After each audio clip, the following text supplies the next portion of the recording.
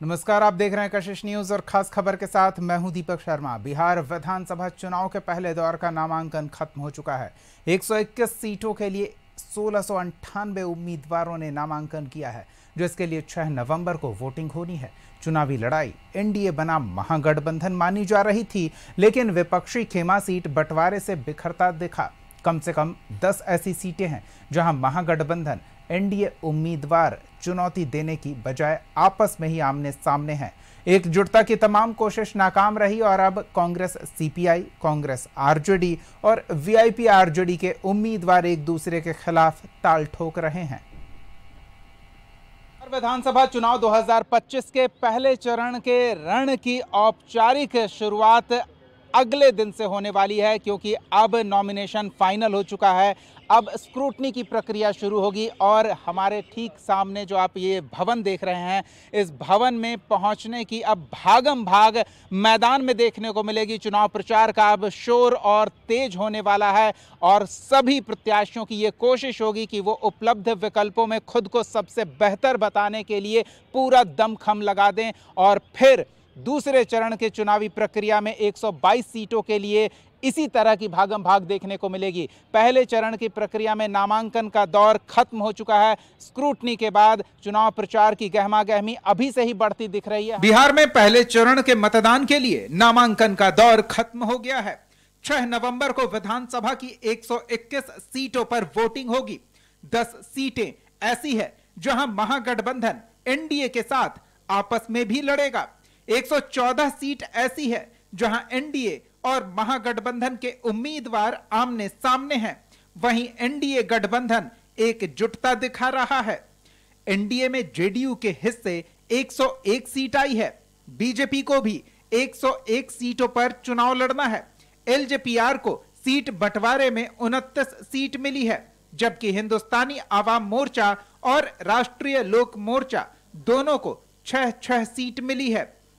NDA की तरफ से मुख्यमंत्री नीतीश कुमार और केंद्रीय गृह मंत्री अमित शाह दोनों चुनावी सभा की शुरुआत कर चुके हैं। बिहार दौरे पर आए अमित शाह से चिराग पासवान ने मुलाकात की।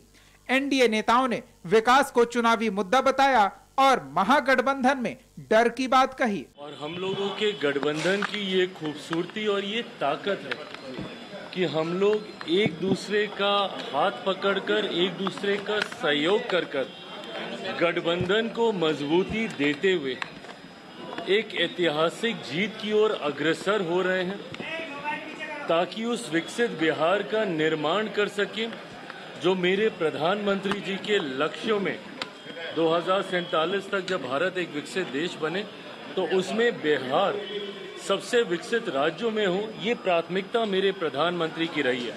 तीसरी बार सरकार बनने के बाद जिस तरीके से प्रधानमंत्री जी साल भर के भीतर 11 बार बिहार आ चुके हैं, ये दर्शाता है कि उनकी प्राथमिकता में किस तरीके से बिहार और बिहारी हैं। जो बिहार में माहौल बना है 2025 के चुनाव के लिए, यह माहौल स्पष्ट रूप से तय दिखाई पड़ता है कि महागठबंधन वालों का सुपड़ा साफ होगा। अब अपनी हार पराजय देखकर महागठबंधन वाले इतने घबराए हुए हैं कि वह तय ही नहीं कर पा रहे हैं कि कौन सा प्रत्याशी एनडीए प्रत्याशी के खिलाफ लड़ाया जाए। जिन सीटों पर महागठबंधन की 2 पार्टियां हैं, उनमें शामिल है बछवाड़ा, जहां से सीपीआई और कांग्रेस दोनों के उम्मीदवार हैं। बिहार शरीफ में भी सीपीआई और कांग्रेस के उम्मीदवार आमने सामने हैं। समस्तीपुर की रोसड़ा सीट पर भी सीपीआई और कांग्रेस दोनों पार्टियों के उम्मीदवार हैं। वैशाली के राजापाकड़ सीट पर सीपीआई और कांग्रेस मुकाबले में है। वैशाली सीट पर भी आरजेडी और कांग्रेस के उम्मीदवार चुनावी मुकाबले में हैं। मुंगेर की तारापुर सीट पर आरजेडी और वीआईपी उम्मीदवारों के बीच चुनावी लड़ाई होगी। वैशाली की लालगंज सीट पर आरजेडी और कांग्रेस दोनों पार्टियों के प्रत्याशी हैं। भागलपुर की कहलगांव सीट से भी आरजेडी और कांग्रेस के उम्मीदवार हैं। वहीं नवादा की वारिस अलीगंज सीट से आरजेडी और कांग्रेस दोनों पार्टियों ने उम्मीदवार उतारा है, जबकि औरंगाबाद के कुटुंबा सीट से आरजेडी और कांग्रेस के उम्मीदवार हैं।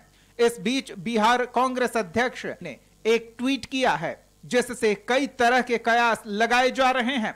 वहीं बीजेपी ने महागठबंधन में सिर्फ फुटअव्वल की बात कही है कि जो महागठबंधन राष्ट्रीय जनता दल, कांग्रेस और जो महागठबंधन है, जब सीट बंटवारा में सिर फुटअव्वल कर सकते हैं, माथा में माथा टकराना, तो ये सत्ता क्या चला सकते हैं। और NDA, Bharatiya Janata party, Janata Dal you, Ralomo, हम और लोजपा ने सबसे पहले सीट शेयरिंग किया और उसके बाद हमने उम्मीदवार की घोषणा की।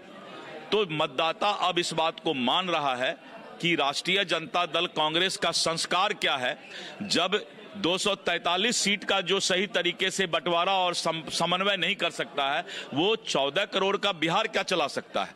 इसीलिए एनडीए 2/3 बहुमत से बिहार में सरकार बनाने ये जीत रहा है, बहुत बड़े बहुमत से जीत रहा है। फिर एक बार एनडीए सरकार बनने जा रही है। महागठबंधन के अंदर जो दल हैं उनका भी कोई राजनीतिक भविष्य नहीं है।